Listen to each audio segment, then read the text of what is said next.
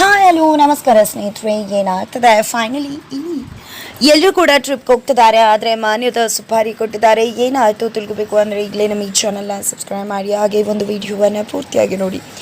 ಮನೇಲಿ ಎಲ್ಲರೂ ಕೂಡ ಟ್ರಿಪ್ಗೆ ಹೋಗೋಕ್ಕೆ ಪ್ರಿಪೇರ್ ಆಗ್ತಿದ್ದಾರೆ. ಈ ಕಡೆ ಅಷ್ಟರಲ್ಲಿ ಕೇಕಿಗೆ ವೈಶಾಖ ಕಾಲ್ ಮಾಡ್ತಿದ್ದಾರೆ. ಅದಕ್ಕೂ ಮುನ್ನ ಇಲ್ಲಿ ವೈಶಾಖ ಅದಕ್ಕೆ ಬದಲಾಗಿದ್ದಾರೆ. ಇನ್ನೂ ಯೋಚನೆ ಮಾಡುವ ಹಾಗಿಲ್ಲ. ಅವರಿಂದ ನನ್ನ ಮನೆಗೆ ಯಾವುದೇ ರೀತಿ ತೊಂದರೆ ಇಲ್ಲ, ಈ ಮನೆಯೇ ಕಾಯಬೇಕು ಅಂತ ಅಂದ್ಕೊಂಡಿದ್ದಾರೆ. ಇನ್ನೇನೇ ಇದ್ರು ಶತ್ರುಗಳು ACP ದೇವ್ ಮತ್ತು ಮಾನ್ಯತಾ ಅವರಿಬ್ಬರ ಹತ್ರ ನಾನು ತುಂಬ ಸರಿಯಾಗಿ ಹ್ಯಾಂಡಲ್ ಮಾಡಬೇಕು. ಆಲ್ರೆಡಿ ಅವ್ರಿಗೆ ಡೌಟ್ ಬಂದಿದೆ. ನಾನೇನಾದರೂ ತಿರುಗಿ ಬಿದ್ದರೆ ಖಂಡಿತ ಅವರು ಬೇರೆ ಕಡೆ ಹೋಗಿ ಅವ್ರನ್ನ ಇಟ್ಕೊಂಡು ಖಂಡಿತ ಅಣ್ಣಂಗೆ ತೊಂದರೆ ಕೊಡ್ತಾರೆ. ಹಾಗಾಗಿ ನಾನೇ ಹುಷಾರಾಗಿ ಹ್ಯಾಂಡಲ್ ಮಾಡಬೇಕು ಅಂತ ಅನ್ಕೋತಾರೆ. ಅಷ್ಟರಲ್ಲಿ ವೈಶಾಖ ಕಾಲ್ ಮಾಡ್ತಿದ್ದಾರೆ. ಈಕೆ ಬೇರೆ ಕಾಲ್ ಮಾಡ್ತಿದ್ದಾಳೆಲ್ಲ, ಪಿಕ್ ಮಾಡಿ ಮಾತಾಡೋಣ ಅಂತ ಅನ್ಕೋತಿರುವ ಅಷ್ಟರಲ್ಲಿ ವೈಶಾಖ ಬಂದು ಫೋನ್ ತಗೋತಾಳೆ. ಎಷ್ಟೊತ್ತಿ ಹೇಳೋದು ಕಾಲ್ ಮಾಡಬೇಡ ಅಂತ. ಯಾಕೆ ಕೇಕೆ ಕಾಲ್ ಮಾಡ್ತಿದ್ಯಾ ಅಂತ ಹೇಳ್ತಿದ್ರೆ, ನಾನೇನು ನಿನಗೆ ಫೋನ್ ಮಾಡ್ತಿಲ್ಲ ಅಲ್ವಾ ಕೇಕಿಗೆ ಅಂದಾಗ ಕೇಕಿಗೂ ಯಾಕೆ ಮಾಡ್ತೀಯ, ಅವ್ನು ಈ ಮನೆ ಮಗ ಅಂತ ಹೇಳ್ತಿದ್ದಾರೆ. ಮೊನ್ನೆ ತನಕ ಕಿಂಡ ಥರ ಆಡ್ತಾ ಇದ್ದೆ, ಇವತ್ತಿನ್ನು ನವಿಲಾಗ್ಬಿಟ್ಟಿದ್ಯಾ ಅಂತ ಹೇಳ್ತಿದ್ದಾರೆ. ಈ ಕಡೆ ಮಾನ್ಯತಾ, ಹೌದು ಮೊನ್ನೆನೇ ನನಗೆ ಬುದ್ಧಿ ಬಂತು, ಈ ಮನೆ ಸೊಸೆಯಾಗಿ ಮನೆ ಕಾಪಾಡೋದು ನನ್ನ ಧರ್ಮ. ಆಲ್ರೆಡಿ ಹೇಳಿದೆ ಅಲ್ವಾ, ನಿನ್ನನ್ನು ಬೇಕಿದ್ರೆ ಜೈಲು ಕಳಿಸ್ಬಿಡ್ತೀನಿ. ಇದೇ ರೀತಿ ಮಾಡ್ತಾ ಇದ್ರೆ ನೋಡು, ಕೇಕೆಗೆ ಕಾಲ್ ಮಾಡೋದು, ಈ ಮನೆ ಹಾಳು ಮಾಡಬೇಕು ಅನ್ನೋದು ಇದು ಯಾವುದನ್ನು ಕೂಡ ಮಾತಾಡಬೇಡ. ಏನಾದರೂ ಮಾಡಿದ್ರೆ ಖಂಡಿತ ಏನಾಗುತ್ತೆ ಅಂತ ಗೊತ್ತಾ ಅಂತ ಹೇಳ್ತಿದ್ರೆ, ಏನು ಆ ಕೇಕೆ ಕೂಡ ನಿಮ್ಮ ಜೊತೆ ಸೇರ್ಕೊಂಡ್ಬಿಟ್ರೆ ಯಾಕೆ ಜೈಲಿಗೆ ಹೋಗ್ಬೇಕಾಗತ್ತೆ ಅಂತ ಹೇಳ್ತಿದ್ದಾರೆ ಮಾನ್ಯತಾ. ಹೌದೌದು, ಅವನೇನಾದರೂ ಜೈಲಿಗೆ ಹೋದ್ರೆ ಅವನೊಬ್ಬನೇ ಹೋಗೋದಿಲ್ಲ, ನೀನು ಮತ್ತು ACP ದೇವ್ ಕೂಡ ಹೋಗ್ತೀರಾ ಅಂತ ಹೇಳ್ತಿದ್ದಾರೆ. ಅರೆ ಈ ಕಡೆ ವೈಶಾಖ, ಹೌದು ನಾವು ಮಾತ್ರ ಹೋಗಲ್ಲ, ಅದ್ರ ಜೊತೆ ನೀನು ಬರ್ತೀಯ ಅನ್ನೋದನ್ನು ಮರಿಬೇಡ ಅಂತ ಮಾನ್ಯತಾ ಹೇಳ್ತಾರೆ. ಸರಿ ಪರವಾಗಿಲ್ಲ, ಈ ಮನೆಗೆ ಒಳ್ಳೇದಾಗುತ್ತೆ ಅಂತ ಅಂದರೆ ನಾನು ಜೈಲಿಗೆ ಬರೋಕ್ಕೂ ಕೂಡ ಸಿದ್ಧ. ಆದರೆ ನೀನು ಯಾವುದೇ ಕಾರಣಕ್ಕೂ ಈ ಮನೆಗೆ ತೊಂದರೆ ಮಾಡೋದಕ್ಕೆ ನಾನು ಬಿಡೋದಿಲ್ಲ, ಈ ಮನೆನ ಕಾವಲು ಕಾಯ್ತೀನಿ ನಾನು ಅಂತ ವೈಶಾಖ ಹೇಳ್ತಾರೆ. ಜೊತೆಗೆ ಇನ್ನೊಮ್ಮೆ ಕಾಲ್ ಮಾಡಿದ್ರೆ ಖಂಡಿತ ನಾನಂತೂ ನಿನ್ನ ಸುಮ್ಮನೆ ಬಿಡೋದಿಲ್ಲ ಅಂತ ಕೂಡ ಎಚ್ಚರಿಕೆ ಕೊಟ್ಟು ಕಾಲ್ ಕಟ್ ಮಾಡ್ತಾರೆ. ಇದನ್ನೆಲ್ಲ ಕೇಳಿದೆ ಈ ಕಡೆ ಕೇಕಿಗೆ ಖುಷಿ ಆಗ್ತದೆ.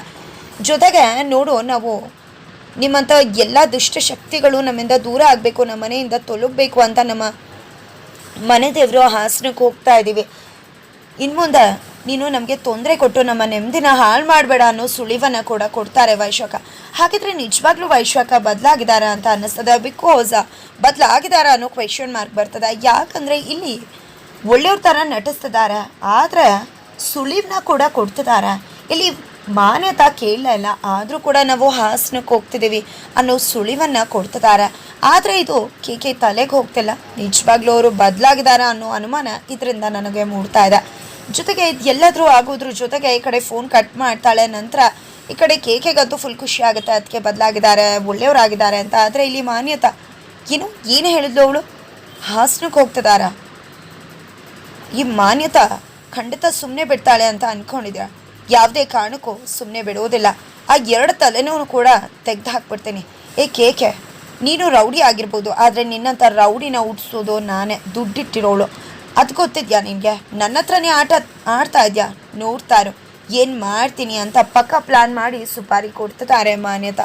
ನಂತರ ಈ ಕಡೆ ಮನೆಯವರೆಲ್ಲರೂ ಕೂಡ ಹಾಸ್ಟೆಲ್ಗೆ ಹೋಗೋಕ್ಕೆ ಪ್ರಿಪೇರ್ ಆಗ್ತಿದ್ದಾರೆ ಮನೆ ದೇವ್ರಿಗೆ. ಆದರೆ ಇಲ್ಲಿ ಚಾರು, ನಾನು ಬರೋದಿಲ್ಲ, ನಾನು ನನ್ನ ಗಂಡ ಇಲ್ಲೇ ಇರ್ತೀವಿ, ನೀವು ಕೃಷ್ಣ ಸಿಗಬೇಕು ಅಂತ ತಾನೇ ಹರಕೆ ಹೊತ್ಕೊಂಡಿದ್ದು, ಕೃಷ್ಣನ್ ಕರ್ಕೊಂಡು ಹೋಗಿ, ರಾಮ ಇಲ್ಲೇ ಇರ್ತಾನೆ ಅಂತಿದ್ರೆ, ಯಾಕೆ ನೀನು ಬರಲ್ಲ ಅಂತಿದ್ರೆ ನಿನ್ಗೊಳ್ಳೆ ಸರಿಯೋತಲ್ಲ, ನಾನು ನನ್ನ ಗಂಡ ಇರ್ತೀವಿ, ನಾನು ಅಡುಗೆ ಮಾಡ್ತೀನಿ, ಒಂದೊತ್ತು ನನ್ನ ಗಂಡ ಅಡುಗೆ ಮಾಡ್ತಾರೆ ಅಂತ ಹೇಳ್ತಿದ್ರೆ, ಯಾಕತ್ಗೆ ಬರೋದಿಲ್ವಾ ಅಂತ ಕೇಳ್ತಿದ್ದಾಗಲೇ ಈ ಕಡೆ ದೀಪ ಕೂಡ ನಾನು ಬರಲ್ಲ, ನನಗೂ ಹೊಟ್ಟೆ ನೋವು ಶುರುವಾಗೋಯ್ತು ಅಂತಾರೆ. ಇಷ್ಟೊತ್ತು ಚೆನ್ನಾಗಿದೆಯಲ್ಲ ಅಂತ ಶ್ರುತಿ ಕೇಳಿದ್ದಕ್ಕೆ, ಹೌದು ಇಷ್ಟೊತ್ತು ಚೆನ್ನಾಗಿದೆ, ಅದು ಕೇಳಿ ಬರುತ್ತಾ ಅಂತ ಕೂಡ ಹೇಳ್ತಿದ್ದಾಳೆ ದೀಪು.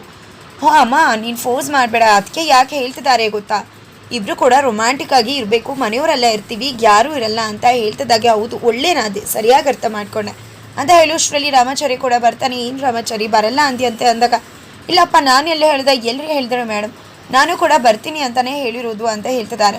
ಇವನ್ನೆಲ್ಲ ಬಿಟ್ಟು ಸುಮ್ಮನೆ ಮನೆ ದೇವ್ರಿಗೆ ಹೋಗಿ ಬನ್ನಿ ಜೊತೆಗೆ ಅಂತ ಅಜ್ಜಿ ಹೇಳ್ತಾರೆ. ಜೊತೆಗೆ ಜಾನಕಿ ಅವ್ರು ಕೂಡ, ದೇವರು ತುಂಬ ಶಕ್ತಿ ಇರತ್ತೆ, ಈ ಮನೇಲಿ ಮತ್ತೊಂದು ತೊಟ್ಲು ಕೂಡ ಆಗತ್ತೆ, ನೀವು ಅಂದ್ಕೊಂಡಿರೋದು ಕೂಡ ಒಳ್ಳೇದಾಗುತ್ತೆ ಬಾಮ್ಮ ಅಂತ ಕರೀತಾರೆ ಚಾನೂನ್. ಹಾಗಿದ್ರೆ ಆಯ್ತಾ, ನಾನು ನನ್ನ ಗಂಡ ಇಬ್ಬರು ಕೂಡ ಬಂದುಬಿಡ್ತೀವಿ ಅಂತ ಹೇಳ್ತಿದ್ದಾಳೆ. ಈ ಕಡೆ ದೀಪು ಕೂಡ ಆಲ್ರೆಡಿ ಬರೋಕ್ಕೆ ರೆಡಿ ಆಗಿದ್ದಾಳೆ. ನಂತರ ಬೆಳಗ್ಗೆ ಆಗುತ್ತೆ. ಈ ಕಡೆ ಎಲ್ಲರೂ ಕೂಡ ದೇವರಿಗೆ ಪೂಜೆ ಮಾಡಿ, ಗಾಡಿಗೆ ಪೂಜೆ ಮಾಡಿ ಬಸ್ಸನ್ನು ಹತ್ಕೋತಿದ್ದಾರೆ. ಅಷ್ಟರಲ್ಲಿ ಮಾನ್ಯತಾ ತನ್ನ ರೌಡಿಗಳಿಗೆ ಕಾಲ್ ಮಾಡ್ತಾಳೆ. ರೌಡಿಗಳು ಆಲ್ರೆಡಿ ಅಲ್ಲೇ ಇದ್ದಾರೆ, ಏನಾಗ್ತದೆ ಅಂದಾಗ ಪೂಜೆ ಮಾಡಿ ಒಬ್ಬೊಬ್ಬರೇ ಹತ್ತುತ್ತಿದ್ದಾರೆ ಅಂದಾಗ, ಯಾವುದೇ ಕಾರಣಕ್ಕೂ ಎರಡು ತಲೆಗಳಂತೂ ಉರುಳದೆ ಇರಬಾರ್ದು, ಯಾವುದೇ ಕಾರಣಕ್ಕೂ ಕೂಡ ಅವ್ರನ್ನ ಸಾಯಿಸದೆ ಬಿಡಬಾರ್ದು.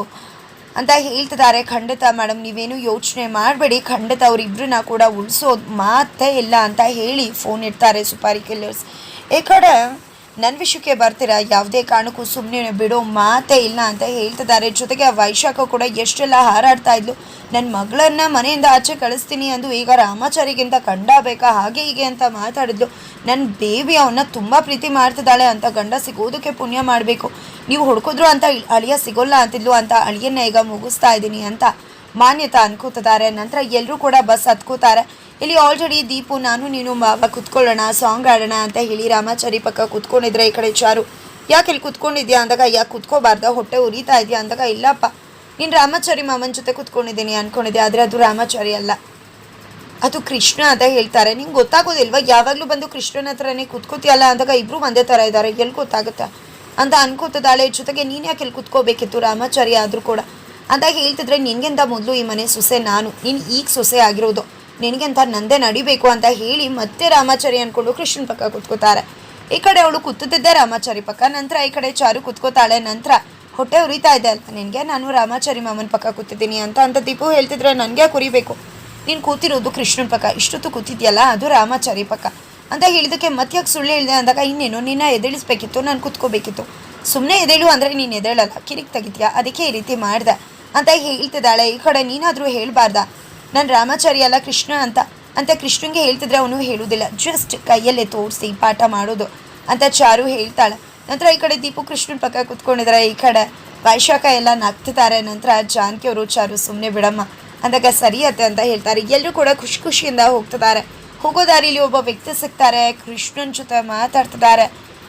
ಈ ಕಡೆ ನೀನು ಎಚ್ಚರಿಕೆಯಿಂದ ಇರಬೇಕು, ಎಲ್ಲರಿಗೂ ಕೂಡ ತೊಂದರೆ ಕೊಡೋಕೆ ಸಿದ್ಧವಾಗಿದ್ದಾರೆ ಅನ್ನೋ ಎಚ್ಚರಿಕೆನ ಕೊಡ್ತಿದ್ದಾರೆ. ಹಾಗಿದ್ರೆ ಮುಂದೆ ಏನಾಗುತ್ತೆ, ಈ ಕಡೆ ಮಾನ್ಯತಾ ಬಿಟ್ಟಿರು ಸುಪಾರಿ ಕಿಲ್ಲರ್ಸ್ ಕೂಡ ಅವರಿಂದನೇ ಫಾಲೋ ಮಾಡ್ತಿದ್ದಾರೆ. ಹಾಗಿದ್ರೆ ಇಡೀ ರಾಮಾಚಾರಿ ಕುಟುಂಬಕ್ಕೆ ಅಪಾಯ ಕಾದಿದ್ಯಾ, ಏನಾಗುತ್ತೆ ತಿಳ್ಕೊಬೇಕು ಅಂದರೆ ಇಲ್ಲೇ ನಮ್ಮ ಈ ಚಾನಲ್ನ ಸಬ್ಸ್ಕ್ರೈಬ್ ಮಾಡಬೇಕಾಗಿದೆ. ಜೊತೆಗೆ ಆ ಕಡೆ ವೈಶಾಖ ಕೂಡ ಸ್ಟೇಟಸ್ ಹಾಕಿದಾಳೆ, ಅವಳ ತಮ್ಮ ಎಲ್ಲ ಸ್ಟೇಟಸ್ನ ನೋಡಿದ್ದೆ, ಎಲ್ಲೋ ಟ್ರಿಪ್ಗೆ ಹೋಗ್ತಿದ್ಯಾ ನಮ್ಮ ಶತ್ರುಗಳ ಜೊತೆ, ಈಗ ನೀನು ಕೂಡ ಶತ್ರುನೇ, ನಿನ್ನಂತೂ ಖಂಡಿತ ಸುಮ್ಮನೆ ಬಿಡೋದಿಲ್ಲ, ಆ ಮನೆ ಸರ್ವನಾಶ ಮಾಡ್ತೀನಿ ಅಂತ ಹೋಗಿ ಆ ಮನೆ ಸುಸಿಯಾಗಿ ಅವ್ರ ಪರನೇ ನಿಂತ್ಕೊಂಡು ಅವ್ರ ಜೊತೆ ಜಾಲಿ ಟ್ರಿಪ್ಗೆ ಹೋಗ್ತಾ ಇದೆಯಾ, ನೋಡ್ತಾ ಇರು ಏನು ಮಾಡ್ತೀನಿ ಅಂತ. ಅಪ್ಪ ನಿಮ್ಮ ಸಾವಿಗೆ ಕಾರಣ ಆದವ್ರನ್ನ ಶತ್ರು ಅಂದ್ಕೊಳ್ದೆ ಅವ್ರ ಜೊತೆ ಸಂಬಂಧ ಬೆಳೆಸ್ಕೊಂಡು ಎಷ್ಟು ಚೆನ್ನಾಗಿದ್ದಾಳೆ, ಅವ್ರ ಮಗು ಹೊತ್ಕೊಂಡಿದ್ದಾಳೆ ಅವಳು, ನಿನ್ನ ಜಾಗಕ್ಕೆ ಅವಳನ್ನೂ ಕೂಡ ಕಳಿಸ್ತೀನಿ, ಅಕ್ಕ ಆದರೂ ಪರವಾಗಿಲ್ಲ, ನಮ್ಮವರು ಶತ್ರು ಜೊತೆ ಇದ್ದರೆ ಅವರು ಕೂಡ ಶತ್ರುನೇ ಅಂತ ಇಲ್ಲಿ ವೈಶಾಖ ತಮ್ಮ ಕೂಡ ಅಕ್ಕನ ಜೊತೆ ಇಡೀ ಫ್ಯಾಮಿಲಿನ ಕೊಲ್ಲೋಕೆ ಮುಂದಾಗ್ತದಾನೆ. ಹಾಗಿದ್ರೆ ಎರಡು ಕಡೆಯಿಂದ ಅಪಾಯ ಕಾದಿದೆ, ಈ ಕಡೆ ವೈಶಾಖ ತಮ್ಮ, ಆ ಕಡೆ ಮಾನ್ಯತಾ. ಹಾಗಿದ್ರೆ ಏನಪ್ಪ ಆಗತ್ತೆ ಇಲ್ಲಿ, ಏನಾದರೂ ಪಿತೂರಿ ಮಾಡಿದೆ ಈ ಕಡೆ ಇವ್ರು ಎಲ್ಲರನ್ನ ಕೂಡ ಒಮ್ಮೆಲೆ ಸಾಯಿಸೋಕೆ ಮುಂದಾಗ್ತಿದ್ದಾರೆ. ಹಾಗಾದರೆ ಇವ್ರು ಎಲ್ಲರನ್ನ ಕೂಡ ಕೃಷ್ಣ ಮತ್ತು ರಾಮಾಚಾರಿ ಸೇರಿಕೊಂಡು ಕಾಪಾಡ್ತಾರ, ಏನಾಗುತ್ತೆ ತಿಳ್ಕೊಬೇಕು ಅಂದರೆ ಇಲ್ಲೇ ನಮ್ಮ ಈ ಚಾನಲ್ನ ಸಬ್ಸ್ಕ್ರೈಬ್ ಮಾಡಿ. ಮುಂದಿನ ವೀಡಿಯೋಗೋಸ್ಕರ ರೀಚ್ ಮಾಡೋದನ್ನು ಮರಿಬೇಡಿ.